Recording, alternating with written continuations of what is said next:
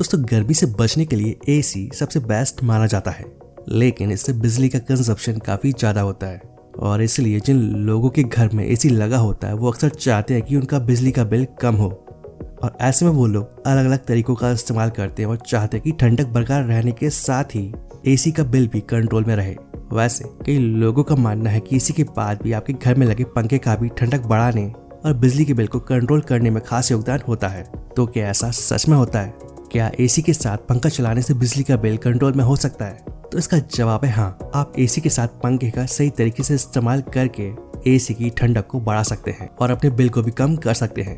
तो चलिए जानते हैं कि एसी के साथ पंखे को किस तरीके से इस्तेमाल करना चाहिए ताकि आपका एसी ज्यादा ठंडक दे सके। दोस्तों कहा जाता है कि एसी के साथ पंखा चलाना चाहिए, इससे आप एसी के टेम्परेचर को बढ़ाकर भी पूरे कमरे को ठंडा रख सकते हैं। हालांकि पंखे को फुल स्पीड पर नहीं बल्कि कम पर चलाना चाहिए।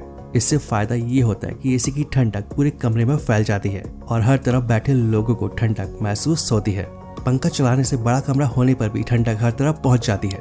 साथ ही आपको आपके एसी का टेम्परेचर भी कम रखना होता है और जिससे आपके एसी के कम प्रेशर पर भी जोर नहीं पड़ता है और बिजली का बिल भी काफी कम आता है और इससे आप कम बिजली के बिल में ज्यादा ठंडक का मजा ले सकते हैं। साथ ही आप टाइमर भी सेट करके कुछ देर एसी चलाने के बाद पंखे से भी रात भर काम चला सकते हैं। लेकिन आपको पंखा कब नहीं चलाना चाहिए ये भी जान लीजिए।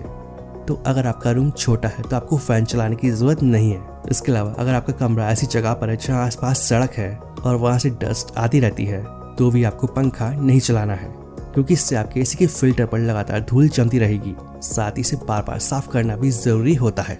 तो अब आप समझ गए होंगे कि आपको एसी के साथ पंखा कब चलाना चाहिए और कब नहीं।